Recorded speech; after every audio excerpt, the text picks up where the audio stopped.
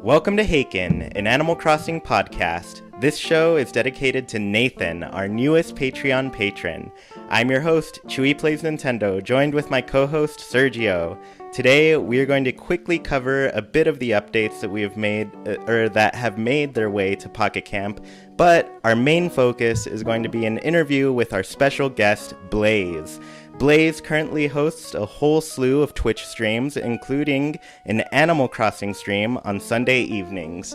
He has a YouTube channel where you can learn more about his ideas for Animal Crossing Switch, and we are happy to have him join us today. So if you guys want to say hello. Hello, thank you for having me. I really appreciate that. Yeah. Hi guys, this is Sergio. All right, so real quickly, let's get through a bit of the news that has happened. So there have been some Pocket Camp updates. So right now, the big thing is the Leaf Garden event. I guess it's strange saying Leaf. He's the sloth character and not meaning like New Leaf. But anyways, the main goal is to catch ladybugs. You get the usual thing the garden events gives you. For example, you get the slew of prizes and rewards for planting, harvesting, and trading. And then the ladybug rewards are really the most important feature of this. And it's all a lot of garden-themed items for your campsite, including my favorite pieces are these little rivers and canals that you can place through. Right. I know, l3layze, you mentioned you aren't playing too much. Have you gotten to look at this at all? I've not. I updated my game last night, but I wasn't able to log in and really mess with it at all. Oh, cool. And then, Sergio, what do you think of all of this stuff? Well, I mean, I mentioned that I would be a little disappointed if we got another gardening event, and it's kind of more of the same. But this is good. I mean, it makes sense that it's Leaf, and so far this seems to be the best of the three. I really like the rewards. Correct me if I'm wrong, but I think I saw a reward that was part of the foreground and background decorations. Yeah, there are rewards. So last week we talked about how we can now change the background and foreground to our campsite, and they've added a couple, like, I guess, garden meadow type of backgrounds and foregrounds. The thing that confused me, though, is the second part of the event started today, and the background, they refer to it as the middle ground in the rewards. Okay. And so I'm like, I don't know if that's different from the background or if they just made it middle because that's the amount of text that would fit versus background. Right. I think Though so. I think everybody would have gotten it if you just put back. Right. Yeah, but what's cool is I was looking through some of the flower, like if you trade in your flowers that you grow, some of those you can get like a bunch of extra like rivers and canal type of things. Okay. So it looks like my place is just gonna look like a foresty river when I'm done.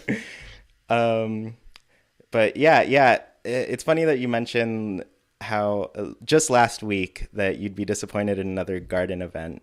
I think this week I'm okay with it because the last two I've just been like, where's Leaf? Like, we haven't seen him this whole time, and he's the gardener in the game. Right. So, yeah, that seemed funny. Anyways, so there's also a new Leaf ticket item. So before we got the KK slider chair and the Tom Nook chair, this time around we've got Celeste's telescope. Unfortunately, it cost 100 Leaf tickets more, so it's 350 Leaf tickets. And you know my gripe with Leaf tickets. It's so expensive to buy a single item. But anyways, if you get the telescope, Celeste will show up, look through. It'd be cool if they added like constellations to the game, of course. Right. Yeah. And then the last little bit of news is that Gulliver has been announced through the official Animal Crossing Twitter. I'm sure maybe on Facebook too, or wherever they post these things. But Right. Gulliver, we've seen pictures of him on the island, kind of washed ashore. I haven't seen him yet, but essentially that's the first place I go to anytime I start my game up, because I'd like to see Gulliver. Right. Me neither.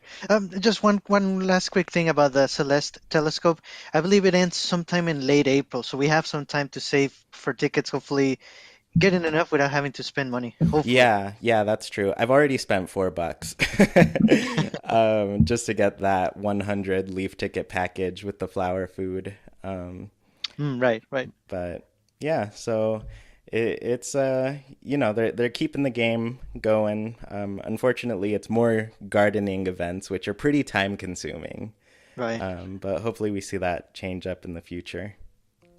So anyways, that was just quick to get that out of the way, but our main focus is, of course, our interview with l3layze, and I'm pretty excited because I kind of stumbled upon your channel.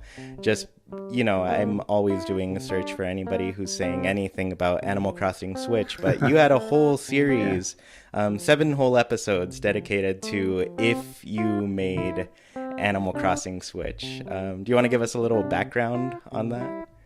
Yeah, so I was, and thank you for checking out my channel. I appreciate that, and I think a lot of people just kind of stumble upon it because it's still growing. So, it's all good. But so I thought about Animal Crossing New Leaf quite a bit, and the I guess the updates they made to New Leaf with the Welcome Amiibo, and I thought, wow, that's really cool. And then I started thinking about the fact that Nintendo Switch was probably going to have an Animal Crossing game, and I thought about what I would like to see in the Animal Crossing Switch game. So all these ideas just started coming to me, and then after a while, I started writing them down, and then before you knew it, I had all this content that I just wanted to get out there. So I think the main thing would be just how does the game start? That's like the first episode is how does the game start, and then it goes into what other features I think would like to be in the game. And there's 7 parts of it. And it took me a little while to get everything, together and figure out how I was going to, present the information. But I think overall I'm very proud of the ideas I have out there. Yeah, and what I liked about yours is because typically, like, we'll talk about these kinds of things on the podcast, like our ideas for the next game. But what I liked is the way you organized it and really like dedicated your ideas to like certain aspects of the game. Right.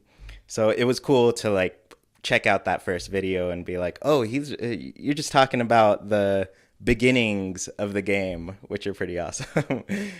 Yeah, and I could have made that into a 2.5 hour video where I talk about everything, but I wanted to separate it out and really talk extensively about certain aspects and then go into the next aspect. And I think some of those are like 25 minutes long, and to me that's a little too long. So I wanted to keep them as short as possible without missing any of the ideas that I had. Yeah, and yeah, I mean, I'm always talking to a friend about kind of like the length of content and everything. And it's funny because I fall into this category where the majority of what I watch on YouTube is actually something I listen to on YouTube.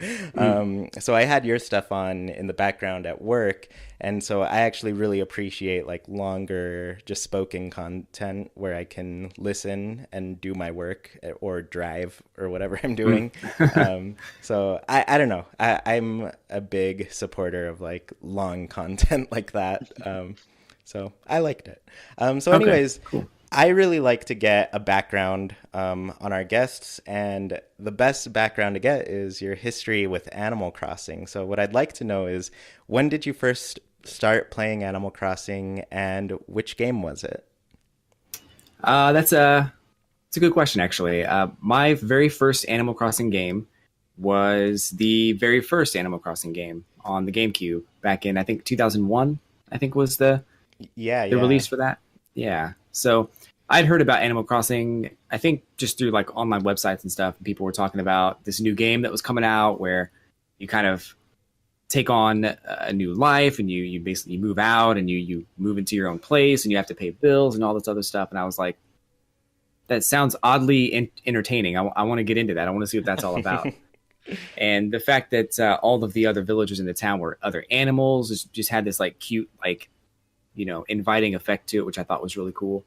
And so I remember that day I went I was working at Toys R Us at the time, and I went into work that day to pick up the game. I was off. I bought the game, brought it home, and I think I played it for like 2 hours. And it's one of those games where if you play it for 15 minutes, you can kind of get everything done that you wanted to do in the game that day. And then you have to wait for the next day. So, I think I played it for 2 hours, and I was kind of stretching the limits of how much I could play the game in one day. But I had a really great experience playing the game, and I just had, I don't know, I think I played it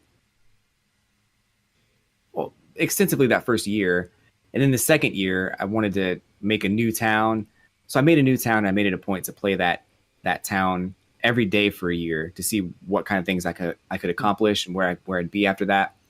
And it was really cool. It was my first experience. My second town was my first experience making like a theme town.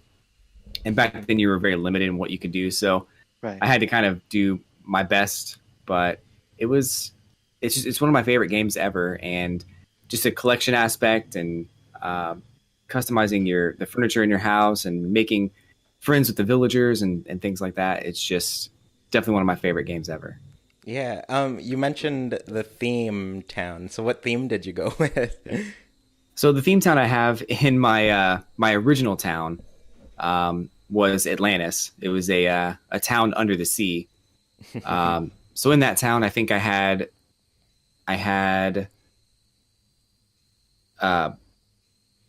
custom, what are they called?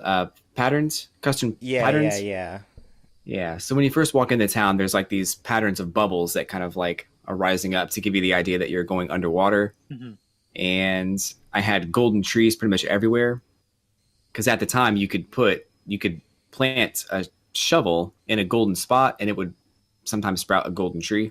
Yeah, the ones that grew bells and essentially were like triple the amount of bells that you put, right? I thought that when you shook it, it dropped a golden shovel. Oh, that's if you oh yeah, okay. So if you buried a shovel in those golden spots, I think you would get like a golden shovel. Oh yeah, and you're talking about if when you plant buried money in the golden spots. Yeah, if you buried money, you would grow a money tree. So in Animal Crossing, you get the land where money literally can grow on trees. Yeah, that was great. And so I did that, and that was really about the only things I could do that I could think of that I could use to make it into an underwater town. But it was creative enough, I think, and you know, with what was available. Anyway. Yeah, because I'm trying to think back to that game, and I'm like, there was really not that much that you could use for like an Atlantis type of themed Right. place. Yeah. But now I think of all of the underwater stuff they've added and the boat things. Like you have all of like the ship items that you can get from Pascal, which you could probably put upstairs where it's like, above the ocean. And then you could put like mermaid things in the basement. And yeah, there's a lot now that you could use. And it's funny because now when New Leaf came out, that was my first like go-to town was Atlantis. And I've put a lot of work into it over the last year. So, now you can have multiple characters in your town. So, of course, I've got my character that I play every day. And then I've got a character named Poseidon. I've got one named Ariel. And I've got Milo from the movie Atlantis, Disney movie. So it's a little easier now to really make a themed town and have some really cool items in the game. Yeah, that's really great. I've always wanted to make a themed town, but I get to the point where I just have a lot of items and they're just lying around my town the whole time because I have no room to put everything. Meanwhile, I'm just like trying to build up my second person's house, and then I don't know, it gets overwhelming for me and I give up. I get that. I've been there. I'm actually doing a third town now that is like that, where there's so much to do, I don't know where to start. So that's pretty cool. I like that you have multiple towns because I just recently got a second copy. This is my first time getting a second copy of Animal Crossing New Leaf since the game released. So I've had the same town for almost 5 years. And I was like, you know what? I think it's time to start something else. So uh, Definitely. I'm inspired. I think I might try that out. Um, so I want to talk a little bit more about your series. You gave us kind of the general overview of what it is and what you do. I definitely want my viewer or our watchers and listeners to go and check it out. But I do want to know if you could pick one idea from that series that you came up with to show up in Animal Crossing Switch, which do you think it would be?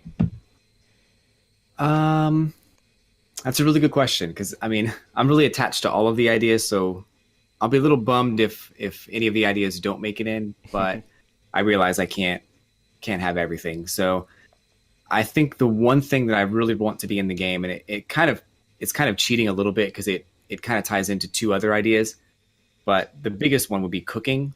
I think that being able to cook food in the game would be one of the better aspects of Animal Crossing.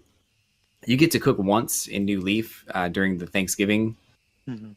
um, event, which is it's fun, but it's not enough really. And I think that the way that if you look at cooking in a way that Breath of the Wild had incorporated cooking, that would be like the most simple way to incorporate it, and it would I think it'd be really cool. Yeah. So Yeah, and I think if I remember your idea correctly, you were thinking of like not so much depending on actually eating, but the eating would give you like special powers, like maybe more bugs would show up or yeah, like yeah, so the eating would actually influence your luck a little bit in certain aspects. So um, for instance, eating an apple might help you run a little bit faster all day, or if you make like an apple pie, maybe you'd have a greater boost in running, or maybe you'd get the like maybe villagers would approach you and ask you for public works projects to be put into town a little bit more often, or maybe they would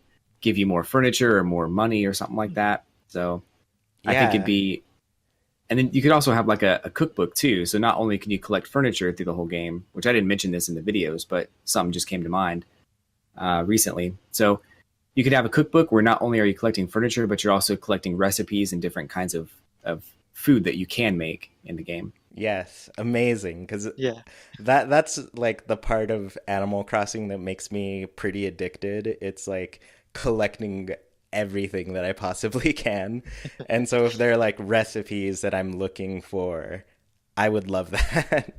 Yeah, and you could probably stumble upon them on your own if you wanted to. But you know, it also ties into like cultivating land so you can actually grow different types of fruits and vegetables. So thinking about like carrots and cucumbers and pumpkins, even um, I think that would be one of my favorite things if they're able to add all of that in and just give you more variety in the fruits and vegetables that are available in your town and what other kinds of things you can grow in your town. Yeah, and man, I'm just instantly thinking of you mentioned the Thanksgiving thing and the fact that you would like find different ingredients and stuff to Mm-hmm. use for it. I always keep extras of those. Like you get those cute little oil Yeah. things because I think they're really awesome to have in your house. Like if you Yeah. make a little kitchen and place those just like standalone ingredients, it just makes it feel more alive and Yeah. real. Definitely. I Um, did that recently with the Thanksgiving event because I didn't really think about doing that in the past. And one of my viewers on my Twitch channel was like, "You should get those things and put them in your house." And I'm like, "Yeah, I totally should." So yeah, because it's like it's not the most obvious item in the game to think of like as a decorative type of thing. Um, yeah, and that's the only way you get them. It's just that it one is. event, and you don't really see them throughout the year. Yeah, and I like I like the other items that you can get to, like the lost items that you can find. That they also kind of add like a, a layer of depth to your to the room you're decorating Right. just by Right. having the extra little things that you can't normally find. Yeah, for sure. Um, So, just to speed it up, near the end of the series, you made a prediction of when we would see Animal Crossing mobile. And I think your guess at that point was the same as mine, where I was like, well, they said the end of by the fiscal year's end. So I was like, okay, so maybe they'll just wait till March.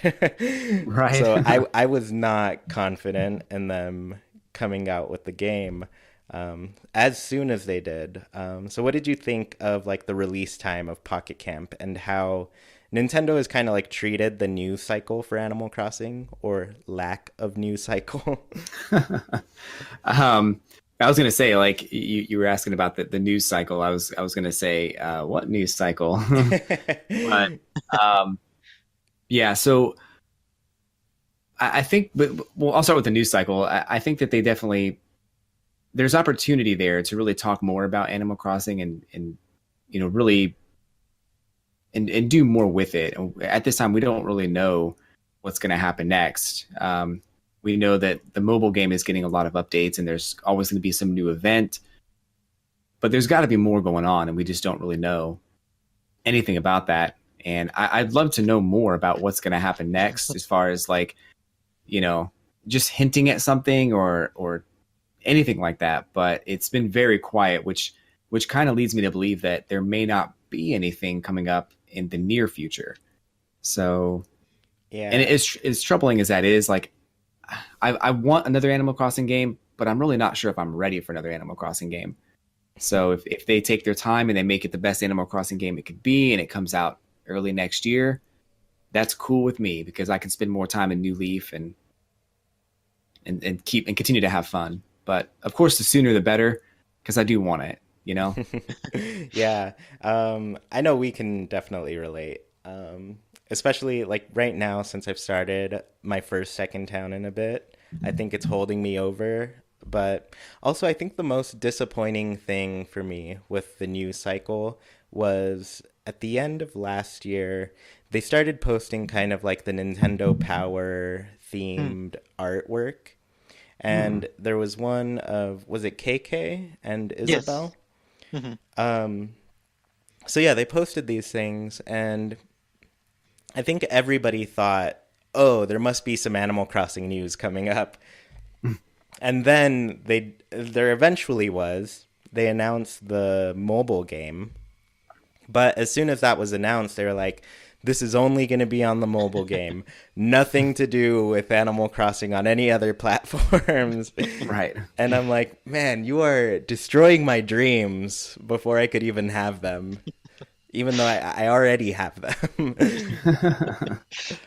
I totally get you there. I don't remember seeing the artwork you're talking about, but I remember seeing the teaser for the Animal Crossing Direct, and I was like, okay, this will be cool. This will be cool. And then, so going back to your question about the time frame for that, I think that it was, as it came out, it was before Christmas when it came out. Is that right? It was right. Yes. It was the week of Thanksgiving. Okay. So yeah, before Yeah. Christmas. Okay. Cool. So, I think the time frame was good. It was. I don't know. I feel like the game suffered from a few problems when it first came out, but I think they weren't able to iron those problems out, before release. They had to release it and then kind of work on it after that. Because I remember wanting to log in and not being able to log in, and maybe not very often, not as often as Pokemon Go, but definitely often. Right.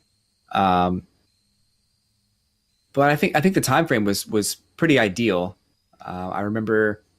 I think Animal Crossing is one of those games where the time in the game reflects the time in the real world. So if there's snow on the ground, there's going to be snow on the ground in the game, and I think that is a wonderful like detail to the game that a lot of games don't do. And with Pocket Camp, especially starting it in fall when it's like it's got all these reds and oranges and all these great colors, and then transitioning into snow and then transitioning back into spring. Yeah. I think that was a really good time to release the game. I wasn't sure if they were going to do it before the end of the year, and they surprised me, which is great, but I wasn't sure if that was necessarily going to happen. Yeah, and I think you're totally spot on with that, because I remember we have a little Discord community for the podcast and everything, and all of us were just like, oh, when is it gonna snow? We were all waiting on pins and needles, just hoping that we would see snow, like just a variety of weather in the game. And while we're still kind of hoping to see like rainy days or snowy days in the Right. game, we do at least get that change of scenery, which is pretty. It's nice. I really like seeing the greenery in the spring now, even though it's really snowy where I am right now. Yeah, I told my viewers right before the snow hit, I said, I can't wait for the snow, but I go through this like transitionary period with the snow where it comes and I'm super happy. And then about 3 weeks later, I'm kind of like, okay, this is all right. We're doing this still. And then after a few more weeks, I'm like, okay, is it going to be spring again soon? Because it's just too white. Yeah, I get to that point too, where just the lack of variety in the color scheme really starts to hurt my eyes after a while. Yeah, definitely. Yeah. So, Definitely. like you mentioned kind of beforehand, you don't play Pocket Camp too often, but what is your overall opinion on the game? Pocket Camp. I have a love-hate relationship with Pocket Camp right now because uh, when the announcement first came out, I was super excited. I was on board. I thought, yes, let's do this. Let's do the mobile game. Let's do Pocket Camp, and it looked really cool. And I think that the visuals on the game are amazing. They're exactly what I would expect for a game that has better graphics than 3DS. Um, I love let's see, I love the collection aspect of it too, and being able to make your furniture. I think that the furniture creation process is all right. Um, but I don't. I've always felt like, and I played the game for probably 2 or 3 weeks, and I played it pretty much every day, every hour, every chance I got, and I found that it took me away from playing New Leaf. So it's like it scratched my itch to play Animal Crossing without actually playing Animal Crossing.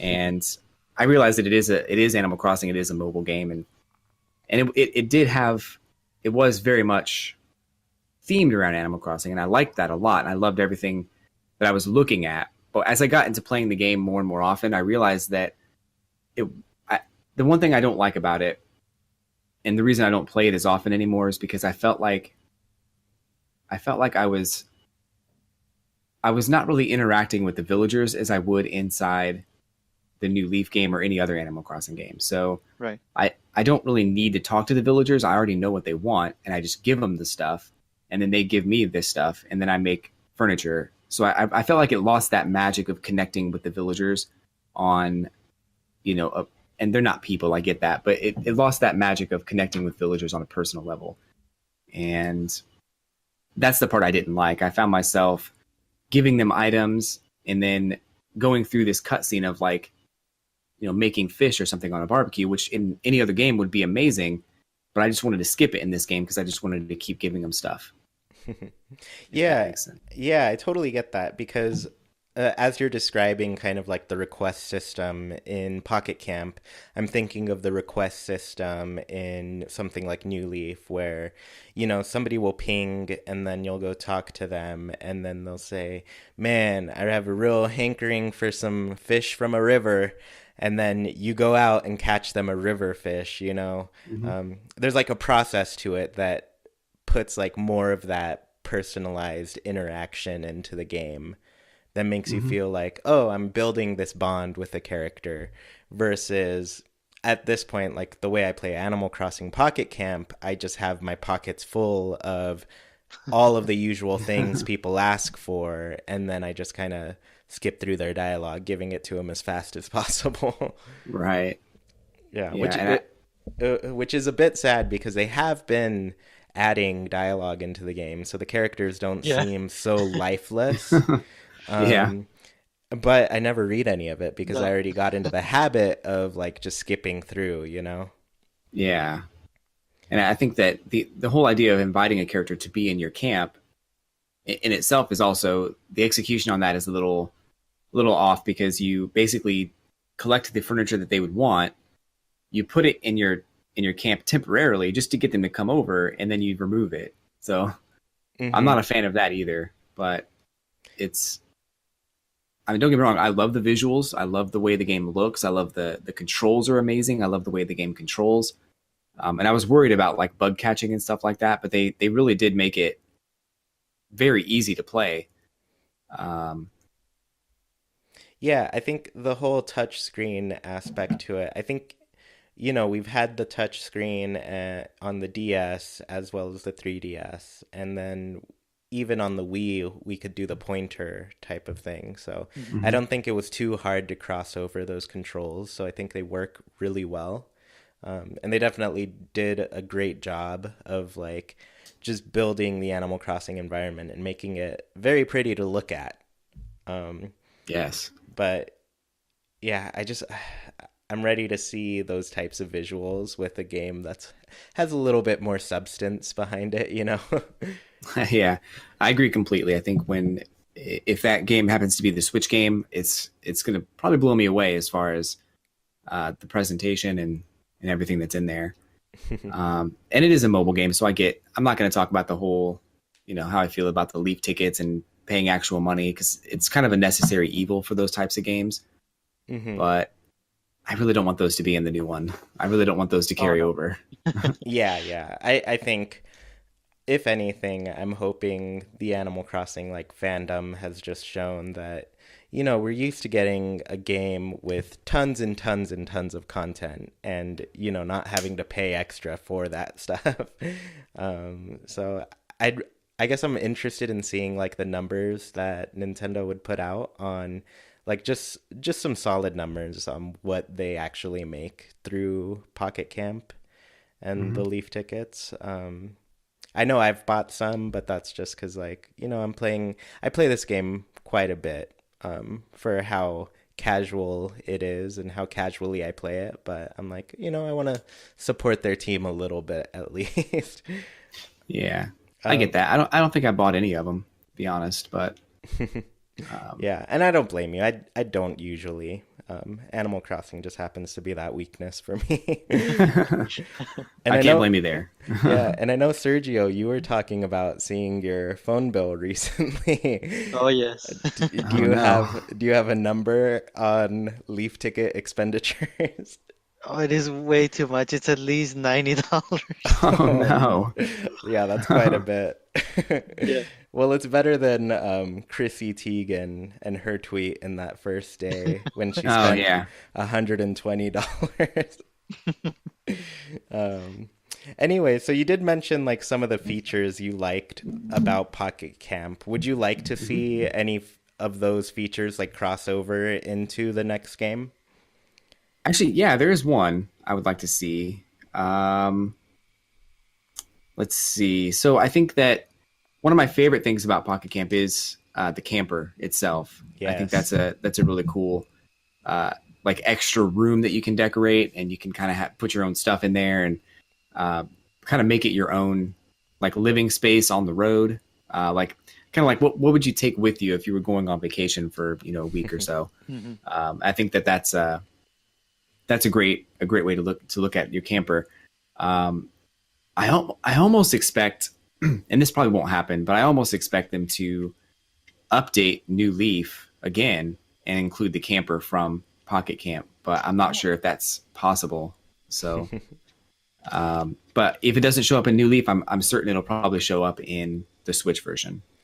Yeah, and it's funny you mentioned that because, like, now in hindsight, we've kind of gotten the news that the original intended game for Pocket Camp to link with was actually New Leaf Welcome Amiibo.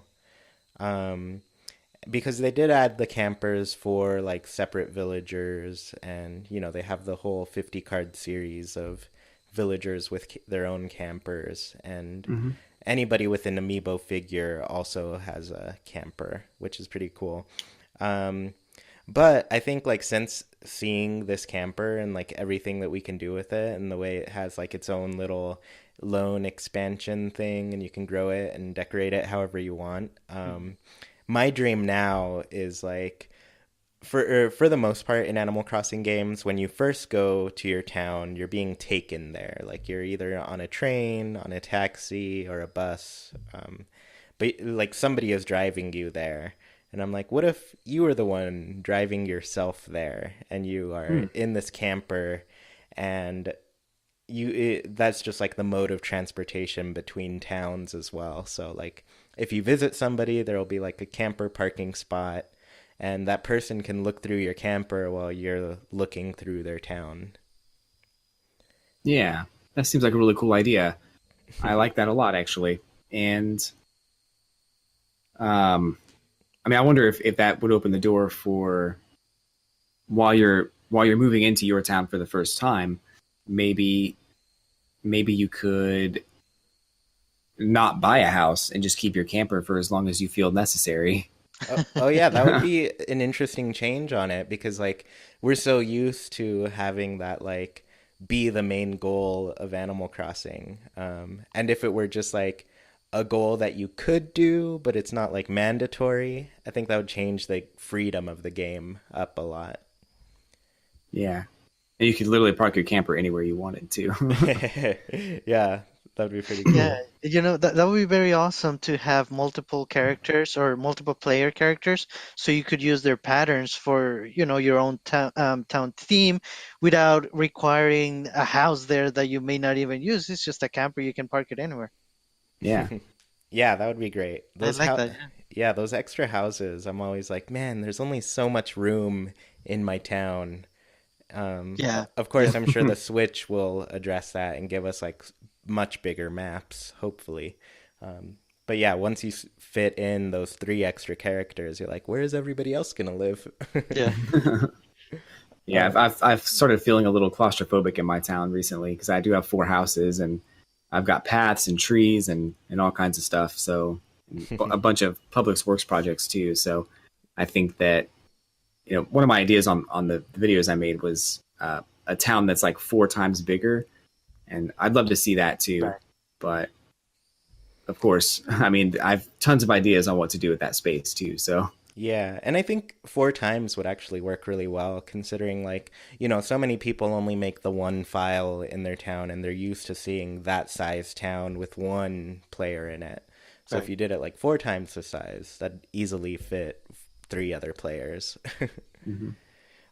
So you currently have 7 episodes in the series, and I think it's been maybe a few months since you've made one. Do you have any plans to make more or expand on it? um, I'd say I do. They're kind of tentative plans. I don't really have any like concrete ideas right now. Um, I've had a few ideas come to my mind and things I want to kind of get out there, but it's not been anything where I could do like a whole episode about it. Um, I'm certain that as things come to my mind, I'll be able to, write them down and put them into a video. But um, if I'm going to do another video like that, it's probably going to be related to, because I've been thinking about this a lot too. I've been thinking about if I made the next Pokemon game, what would I do with that? Oh, So, I might just expand into a different category. But if I do have enough ideas, I certainly will go back to Animal Crossing and add them in. But Yeah. I'm worried that by the time I have ideas, the game will be out. So Yeah. Well, I love Pokemon, and Sergio, you love Pokemon, right? yeah. Mhm. Yeah, so I think that's awesome. I definitely will check that out, especially because, like, we can talk about what we want to see in Animal Crossing, but matter of fact is we haven't had an announcement at all for the game. But yeah, Pokemon, like, that could be right around the corner. For all we know, that could actually right, make it by the end of this year. Right. So, yeah. yeah, absolutely, Yeah, and with it being on the Switch and being like a home console type of game as well as a mobile game, this is just completely new territory for the game and everything they can do with it. Um, so yeah, I guess we had some more like general questions about you and Animal Crossing. So last week, Sergio and we discussed our favorite non-playable, non-villager characters. For example, like the Isabels and Tom Nooks of the game. Do you have a favorite character? I would say my favorite is probably Cap'n. Oh, I like turtles a lot. I don't know how it happened, but I've come across a bunch of like turtle related items that they ended up on this shelf, and I looked up at my shelf one day and I was like, "There's a lot of turtles up there." I don't know how it happened, but I have like Koopa Troopas and Squirtle and Ninja Turtles, and it's crazy. nice. But Cap'n is, I think, one of my favorite characters because he does the boat. He also sings, but he gets less recognition than KK Slider. Um, he's got he takes you to the island, and I think my least favorite thing about him is that he hits on all the girls. But that's I play a male character, so I don't know that. Yeah. um, I but think he's definitely probably my favorite. yeah, I think I had that same kind of problem with him too.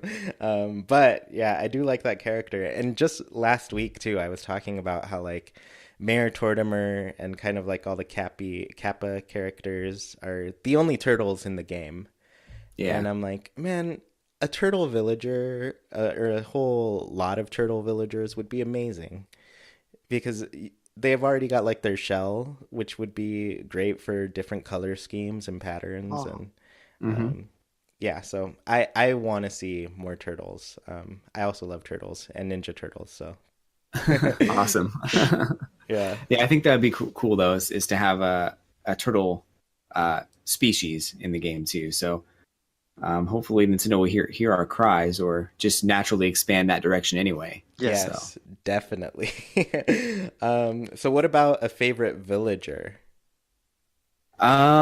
my favorite villager is kind of a heartbreaking story I'll tell because it's a good one. So my very first town ever, um, back on the GameCube in 2001 was a town called Hazard, and I made this town, played in it off and on for a couple years, actually probably a good like 2 or 3 years. And one of my first villagers in that town was Aurora the penguin. She was always super nice to me and always, willing to help out and give me stuff. And, I thought she was just the coolest looking and sweetest character in the game. And another one that came with her was Blue Bear. She was also in the town and she was pretty cool. But Aurora was always my favorite. Um, so when I bought New Leaf, I thought, man, how cool would it be to have Aurora back in my town? It'd be the coolest thing, right? And I started the town up, and she was not there, so that was a shame. But Blue Bear was there. Blue Bear Hmm. uh, was in the town, and she, I treated her really well, and then for about 2 or 3 years, and then she finally moved out, and I was pretty heartbroken about that. But my goal in that game after Aurora was not there was to get her back. So the second that I knew you could have a campsite where villagers would visit you and you can invite them into your town, the second I knew that, I was like, I need this campsite. So I built the campsite, hoping that she would show up there one day, and she never did. So it was kind of disappointing. But after the Welcome Amiibo update came out, I started to realize that you can make villagers move out. And I was like, oh, cool. There's a couple of villagers that have these houses in places that I really just don't want them to be. So I scanned a couple of characters. I think I scanned um, Bill and Clay and a couple other people. And Anko is one of those villagers as well. And I came to a moment where I had 10 villagers in my town, and Anka and me never really got along. So she would like, I thought she was going to be really cool because she looked awesome. And I thought she was going to have like, she was going to be able to, like, nice to me, but she's snooty, and she's Yeah. basically definition of snooty. And she was just never nice to me, but she was always like inviting me over to her house too, which was really weird. So, um, but aside from that, 4 years after I bought this game and tried to get Aurora to move into my town, lo and behold, someone's in my campsite when I have 10 villagers in my town, and it's Aurora. And I'm like, no. oh no, I have to get her to stay. And it's like 8 p.m. when I realize this. So I only have 4 hours to make this happen. But someone has to agree to move out first. And I could not get anybody to say that they were going to move out. So I had to talk to Aurora as often as I could in that limited 4 hours because she wasn't going to agree to move in because nobody had agreed to move out. Right. So She left the town, never moved in, and I guess it'll be another 4 years before she comes back into the campsite. So You just have to make sure to have nine villagers when that rolls around. and Anka still is not requested to move out, so I don't know. Yeah, so did you, I guess, get some of these villagers through amiibo cards at all? Some of them. I try not to scan them very often, but only if like a villager puts their house in a really terrible place will I decide to do that. But Hmm. and that happened a couple of times before the Welcome Amiibo update, because the villagers would just put their house anywhere. They didn't care, so Yeah. they would put them over your paths, over your flowers. They'd put them like right next to your house. They had no sense of boundaries when it came to putting their house somewhere. Yeah. So yeah, so once the Welcome Amiibo update came out, I was like, you know what? I really don't like this person's house. Petro was one of those people who put their house like right in front of my bridge. I'm like, Oh dude, no. you got to go. So I Yeah. scanned Anka to get rid of him, and now she won't leave. So Yeah. But yeah, I really loved that update because like since that update, you could essentially like place patterns where you don't want people to move in and yeah, then they won't pop up there anymore. So I've yeah, kind of and abused that a bit. Half of my town right now is covered in patterns. there's nothing wrong with that. I know that they also like they're careful about putting their house next to flowers, and they won't put them on top of paths. So that's cool. Hmm. Yeah, so really good changes. So I guess with that in mind, like what has been your biggest gripe or complaint about Animal Crossing? Ooh, recently, um, it's a really minor thing. And the funny thing is about New Leaf, I really feel like New Leaf is it's not perfect, but it's really close. Like it's really close to being a perfect game. Um, I'm going to talk about two minor details in the game that are like complaints or gripes, but they're really minor, and I think a lot of people won't agree. But uh, when the villagers give you pictures, I feel like you should be able to put that picture on your wall, and you Hmm. can't. So that's kind of a minor detail that I wish that they would fix, maybe with an update or something. But the other one is uh, ore, like sapphire, rubies, emeralds, all that stuff. There's not really a whole lot you can do with it, and you get it pretty plentiful. And I'd like to be able to do something really cool with it, but there's only two sets that you can customize with all of the ore, and that's polka dot set and the modern set. And of course, you can do emeralds. You can do the green series with emeralds, and you can do the blue series with sapphires. Mhm. And you can do a golden toilet, and you can do the chess pieces in gold. But there's really not anything beyond like just those items. So I kind of want them to be able to introduce more uses for ore, because I feel like I collected it for a while, and then I was like, I have all this ore and I can't do anything with it.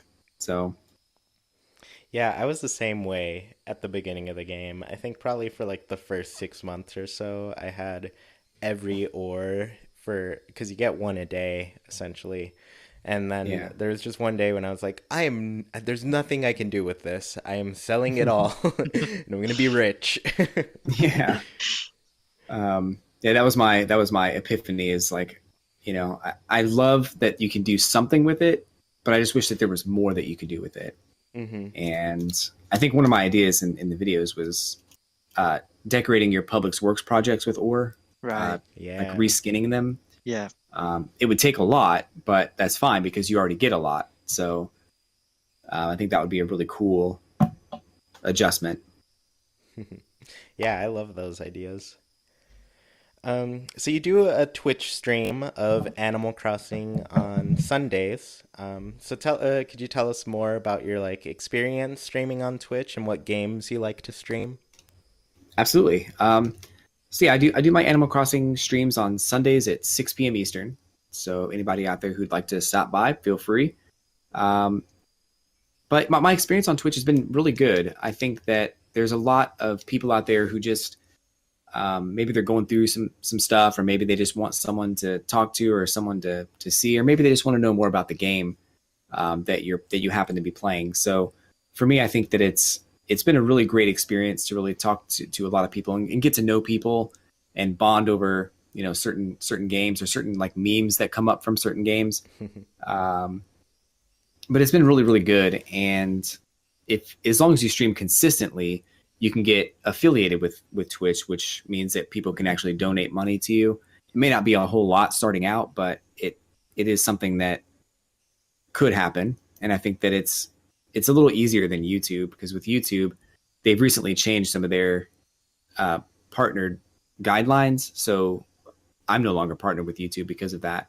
And it's not really about being partnered to being affiliated. It's really just about connecting with people who like the same things that you like, and building a community of positivity and trying to influence people in a good way, I think, is part of the reason I'm doing it. But Twitch has been really great, and being able to play with people and invite people into your town and give away items and really just connect with people, I think, is one of my favorite things about Twitch right now. Yeah, and I think everything you're saying about that's really cool, because I mean, before the internet and just I imagine when we were all young and kids, like we really depended on, to play like a multiplayer game, you actually had to have your friends over, and in some cases it was hard to get together and play video games, and Yeah. I think the new era of gaming where like everything can be done online, and you don't have to be in the same room as somebody, let alone like the same country as somebody. Right. I think it's really cool that, people streaming on Twitch can get like viewers, and then those viewers, they find somebody that, oh, I can play video games with this person. And, it's a cool way to build a community and everything. And then you mentioned like kind of the changes to YouTube. I have a background in like business and media, but I was kind of interested in like if these YouTube changes like kind of if they affected your channel in any way, or what you were doing. I mean, a little bit. I got the notification recently saying that YouTube, that my channel no longer qualified for partner status. But to be fair, I wasn't really making that much. I think it was like $1 a month or $2 a month or something like that. So it doesn't really affect me all that much. And it's not something that I never really expected to have, hundreds of dollars a month every month or whatever. But, so being no longer being partnered with YouTube is not a big deal to me. And that's not really what it's about anyway. But it was a little disappointing. But at the same time, it's probably easier for them because they don't have to worry about cutting checks to people who are making $2 or $3 a month, and they don't have to monitor that. They don't have to, that's probably a lot more people than just me. So I'm certain that it's better for them, and it doesn't really hurt me all that much. Yeah, I totally get that. And then like I see it from kind of like their business perspective, where YouTube, in one way it's like pretty amazing that we have YouTube at all, because like I think something like 400 minutes of content is uploaded every minute, which is like Right. to build the infrastructure to sustain that type of growth is insane. And so like in one way, like it's just amazing from the get-go that we have like a free video hosting site that a lot of us can use and benefit from. And then on the other, they have to look at it for like, there are people who kind of depend on YouTube as their source of income. And so they'll be vocal about changes because, that affects their livelihood and everything. But also, you have cases where, somebody posts a video that's just like, overly negative and something that should generally not be watched by people in general. But you have those Yeah. cases where, that really threatens their livelihood by scaring off advertisers. And, because people don't want their ads or their brands and companies being associated with these messages. Right. So there's a whole business aspect to it. But yeah, I mean, like our channel it's smaller. So I'm the same kind of way. I'm like, if I'd ever reach that point, that'd be fine. But I'm just happy to have a cool place to post this podcast so people can just enjoy Animal Crossing some more. Yeah, absolutely. I think really just catering to the fans that you want to cater to and being a part of a community is good enough. Being able to produce revenue from that would obviously be, the dream, but you can't expect that overnight. And I think with YouTube and them changing things, I mean, I think the biggest thing about the advertisers with YouTube is that they don't allow creators to choose which types of advertisements could be on their video. Um, for me playing Splatoon 2 on my channel, if I upload that to YouTube, I don't necessarily want, Clorox bleach to be advertised on that because it's not going to make sense. But if they allowed me to select a different type of advertisement, maybe that would generate more revenue for me and for them and for the advertiser in general. So Yeah, that's true. Because I think they definitely depend on like their algorithms and stuff to try to get like as close to relevant as possible. But like you're saying, you're still gonna get those like Clorox ads and stuff popping up that your viewers aren't gonna click on that. That's not gonna get anybody any money. It's just yeah. So in that sense, like it would help both the content creator and those actually paying for ads to show up on YouTube. Because my wife, she watches a lot of like home makeover stuff and like do it yourself like furniture reupholstery things, and I'm like, maybe that is more appropriate to have ads from like furniture stores and things, whereas like if you're streaming Splatoon, put a Nintendo ad in there. yeah, absolutely. Or even I didn't be okay with like Assassin's Creed or I don't play Call of Duty, but even if Call of Duty was an ad in there, maybe some of my Splatoon fans do play Call of Duty. Yeah, so And then by the same token, your wife watches those upholstery videos. I mean, maybe just a craft store would be a good idea, but more freedom in selecting what is appropriate for my viewers, because I know my viewers. That would probably help a lot. yeah, for sure. And then I guess, do you have any goals with your channels, like your Twitch channel or YouTube channel, as far as like growth goes, or are you just kind of, enjoying it the way it is? It's nice to be small right now because there's a lot I don't have to worry about. But I would very much like to do this for a living, to stream for a living, or just to make videos on YouTube for a living. It would be a great stretch goal for me. The growth has been, like I said before, you can't expect it overnight. And as long as you're consistent and you keep going, then there shouldn't be any setbacks as far as that goes. It's just, you just got to stay positive and stay motivated. And I like doing it. And that's the biggest thing, is that even if I don't get super popular, I really like streaming and connecting with people and building that community and meeting people from all over the world. A few of my viewers are from Europe, and I've had some from Germany and a couple other places too. So that to me is rewarding enough. But then if I were to get more popular, of course I would accept that with open arms. And I think being able to influence people and just staying positive and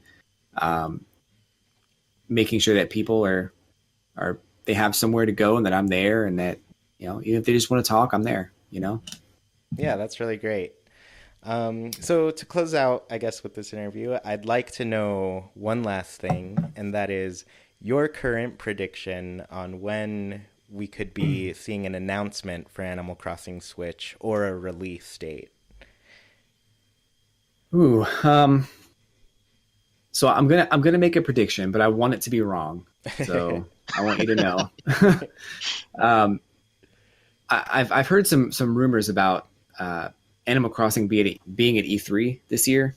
I don't think it's going to be a Switch Animal Crossing, though. I think it's going to be something along the lines of Happy Home Designer or or Amiibo Festival or something like that. So if it is at E3 this year, then it's likely going to come out in the holidays. But my prediction is that it won't be at E3, and that they'll make an announcement probably around the fall, and that we'll get it in the beginning part of 2019. There you have it, everyone. That's what's going to happen. Facts. Yeah. So finally, thank you so much for being on this show. Where can everybody find you and get more of your awesome content? So I have a YouTube channel, of course. I have a Twitch channel as well. You can catch me on Twitch. My schedule's up on there on Twitch. It's at twitch.tv/l3layze. The L and the 3 look like a B, so that's my name's Blaze. And of course, on YouTube as well. I think it's youtube.com/l3layze. Yeah, I was wondering if you use like two L's or if one of those was an I. You never know. But yeah, thank you so much for coming onto the show. Please, everybody, check out his series on YouTube. It's super great. So many great ideas for Animal Crossing Switch. That's why I really wanted you on the show, to get to know you a little bit better. Awesome.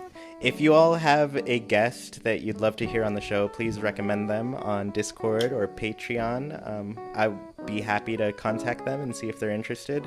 Sometimes people don't answer, and that's perfectly fine. Our Discord is open to everybody. You don't need to be a Patreon patron to get access. So if you want to join, you can join. Links in the description.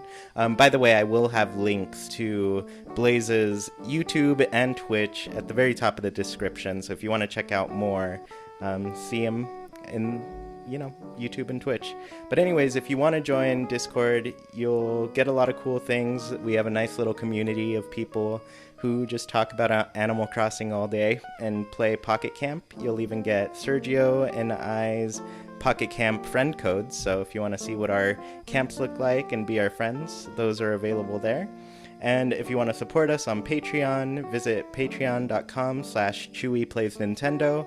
For $1, you get a whole slew of rewards, like making your voice heard on the show, an episode dedicated to you, my friend code to 3DS, Switch, and Wii U, and a lot more.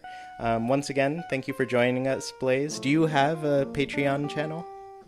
I don't yet. I'm looking into Patreon, but I will. It sounds like I need to get one as soon as possible. Yeah, it's pretty cool.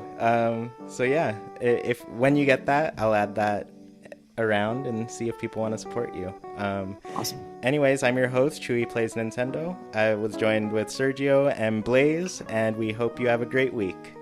Bye, everybody.